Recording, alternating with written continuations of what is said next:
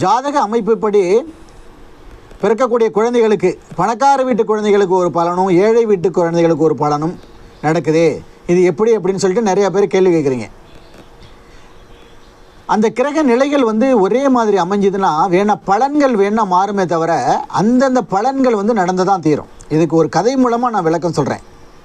உதாரணமாக, ஒரு நாட்டில் ஒரு மன்னனுக்கு ஒரு குழந்தை ஒன்று பிறக்குது.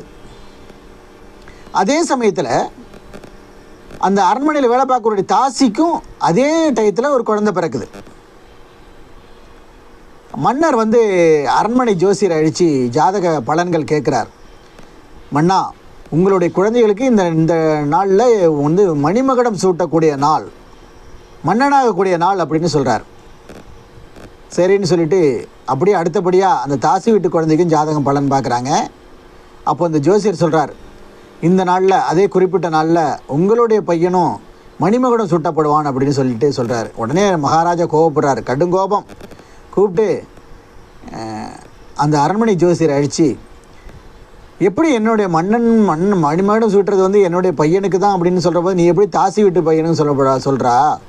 இது நடக்கலைன்னா கண்டிப்பாக நீ யானை காலில் இரடப்படுவாய் அப்படின்னு சொல்லிட்டு சிறையில் அடைச்சிட்றாங்க. அப்படியே அந்த குறிப்பிட்ட நாள் வருது. மணிமகுடம் சூட்டுறதுக்கு பட்டாபிழம்பு சுட்டுறதுக்கு 4 விழா கோலம் பூண்டிருக்குது. அந்த வேலை ஏற்பாடுகள் எல்லாம் நடந்துக்கிட்டு இருக்குது. அந்த விழாவுக்கு சிறப்பு நிகழ்ச்சியாக எதுக்குத்த மாதிரி ஒரு நாடகம் ஒன்று ஏற்பாடு பண்ணி நாடகம் நடந்துக்கிட்டு இருக்குது. மன்னனுக்கு பட்டம் சுட்டுறாங்க, மகுடம் சுட்டுறாங்க. அதே சமயத்தில் எழுத்த மாதிரி நாடகத்துலேயும் ஒரு பட்டம் மணிமகுடம் சுட்டுற மாதிரி ஒரு காட்சி.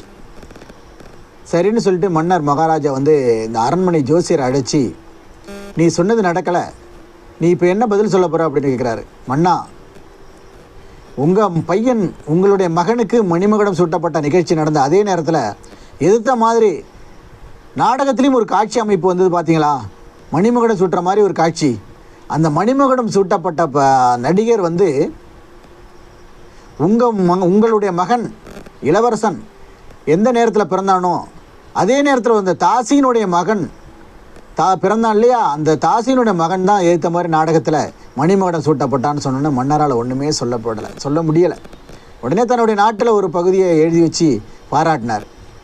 அதே மாதிரி ஜாதக பலன்கள் மாறும், ஆனால் ஜாதகத்தினுடைய அமைப்புப்படி எது அமைக்கப்பட்டிருக்கோ அது நடந்தே தீரும். நன்றி, வணக்கம்.